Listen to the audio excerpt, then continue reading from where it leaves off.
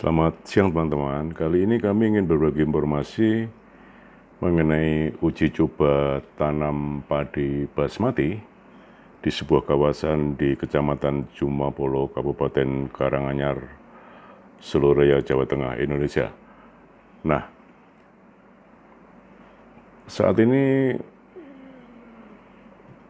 padi basmati tengah dikembangkan di sejumlah wilayah di Indonesia, dan kami ingin berbagi atau melakukan uji coba ini untuk menginspirasi warga sekitar karena manfaat beras basmati itu sangat baik, terutama dapat mengontrol kadar gula darah sekaligus mengurangi risiko terkena diabetes mellitus tipe 2 dan menyehatkan jantung serta lebih ramah bagi penderita obesitas. Perlu kami sampaikan bahwa saat ini padi yang kami tanam ini adalah mencapai 1 minggu HST atau hari setelah tanam. Saat ini kondisinya sedang mulai tumbuh, dan padi ini kami tanam di areal atau lahan seluas kurang lebih 1000 meter persegi. Lahannya pun juga berbukit, tidak merata karena kawasan di Kabupaten Karanganyar ini memang berbukit-bukit atau pegunungan. Perlu kami sampaikan bahwa padi sendiri merupakan salah satu tanaman budidaya terpenting dalam peradaban kita. Meskipun mengacu pada jenis tanaman budidaya, padi juga digunakan untuk beberapa jenis dari marga atau genus yang sama, yakni sebagai padi liar. Dan padi itu sendiri diduga berasal dari India atau Indonesia, Cina, dan masuk ke Indonesia dibawa oleh nenek moyang kita yang migrasi dari daratan Asia sekitar 1500 sebelum Masehi atau SM. Dan inilah kondisi tanaman padi basmati setelah 30 HST atau hari setelah tanam. Kenapa padi basmati disebut ramah atau baik bagi penderita diabetes, terutama untuk mengontrol gula darah? Karena kita tahu bahwa kadar glukosa darah normal pada orang dewasa sehat biasanya 8 jam setelah puasa adalah kurang dari 100 mg per desiliter atau mg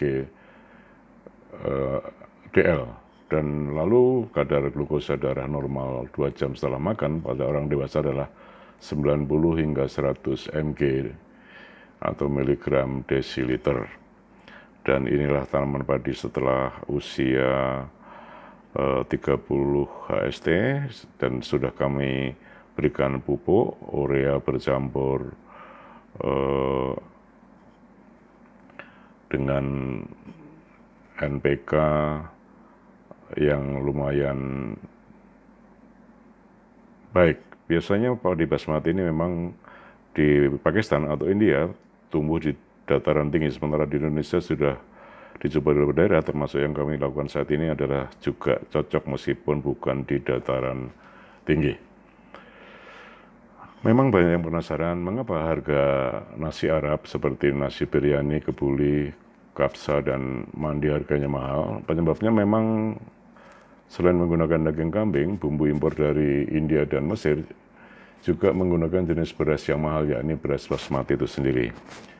Dan beras basmati ini telah dibudidayakan sejak ribuan tahun lalu di India dan Pakistan, dan kini beras basmati telah digunakan oleh banyak masyarakat di seluruh dunia, termasuk di Indonesia. Dan beras basmati sendiri adalah jenis organ long grain yang paling populer dibandingkan jenis beras panjang lainnya. Dan beras basmati tersedia dalam 2 varian, yaitu berwarna putih dan berwarna coklat. Dan inilah tanaman padi basmati yang kami uji coba setelah 40 HST. 2 jenis beras padi basmati, yaitu berwarna putih maupun coklat, memiliki kandungan gizi yang setara, termasuk juga cita rasa dan aroma yang sama-sama seperti kacang. Dan kandungan gizi yang tinggi dari beras ini menjadi alasan mengapa beras basmati tergolong mahal untuk jenis bahan pokok. Perlu kami sampaikan bahwa saat ini beras basmati dijual dengan harga 35.000 hingga 75.000 per kilogram, bahkan bisa lebih, tergantung jenis genetiknya. Sementara beras putih atau beras biasa yang kita makan sehari-hari atau masyarakat Indonesia pada umumnya, harganya kisaran 9.000 hingga 17.000 per kilogram. Dan sebagian masyarakat Indonesia mengonsumsi beras putih yang memiliki indeks glikemik tinggi, yakni sekitar 72, sementara beras putih atau beras biasa yang kami makan atau masyarakat Indonesia konsumsi mudah dicerna dan dapat diubah menjadi energi dalam waktu cepat. Dan inilah sebabnya kenapa beras putih atau beras biasa cenderung mempercepat naiknya kadar gula darah pada tubuh yang mengkonsumsinya. Dan inilah kondisi tanaman padi setelah usia 50 HST. Sudah kami pupuk sekali dan padi basmati ini akan bisa dipanen dalam usia 90 hari atau 90 HST. Dan setiap satu tanaman bisa beranak 10 hingga 16 batang, dan bibit atau gabah padi basmati ini harganya cukup mahal, bisa mencapai kisaran 100 hingga 200.000 per kilogram.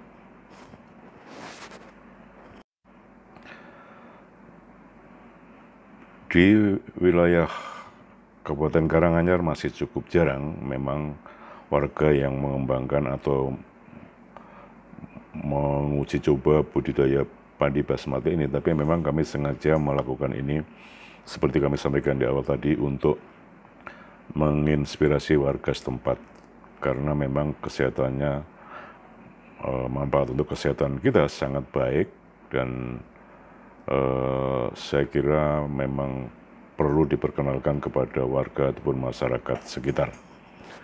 Dan jika beras biasa tadi dapat diterima dengan mudah menjadi energi dalam waktu cepat, sementara proses metabolisme yang cepat inilah yang membuat kadar gula darah berubah secara drastis sehingga membuat cepat lapar. Solusinya adalah dengan menggunakan beras yang tidak mudah dicerna, seperti beras basmati yang saat ini kami kembangkan di wilayah Kabupaten Karanganyar sebagai uji coba. Baru kami sampaikan pula bahwa beras basmati hanya memiliki indeks glikemik sebesar 43 hingga 60 atau jauh di bawah beras putih biasa yang mencapai 72 yang kami sampaikan tadi. Dan tidak heran juga jika beras basmati ini memiliki kadar karbohidrat yang cukup tinggi sehingga akan membuat beras ini tidak mudah dicerna dan membuat kenyang lebih lama. Dan beras basmati sendiri juga mengandung kalori dan kandungan lemak yang lebih sedikit dibandingkan beras biasa atau beras putih. Itulah sebabnya mengapa beras basmati sangat baik untuk orang yang sedang melakukan diet. Sebagai perbandingan, satu porsi beras basmati yang sudah matang atau 100 gram hanya mengandung 127 kalori, sementara untuk takaran yang sama pada beras putih mengandung 175 kalori. Dan inilah tanaman padi basmati yang mencapai usia sekitar 70 HST, sudah hampir panen, sekitar 2 minggu lagi bisa dipanen karena sudah mulai berbuah dan sudah menjelang tua.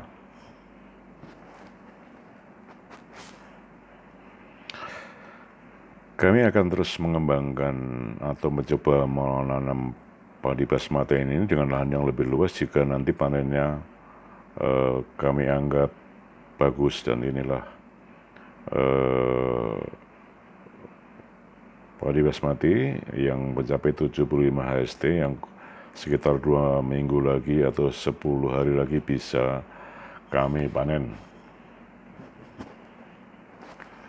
Dan kandungan lemak beras basmati juga cenderung rendah dibandingkan beras biasa, yakni hanya 0,4 gram untuk satu porsinya, sementara beras basmati dikenal dapat mengontrol kadar gula darah seperti kamu sebutkan di awal tadi, sekaligus mengurangi risiko terkena diabetes tipe 2, kemudian penyakit jantung, dan lebih ramah lagi bagi penderita obesitas.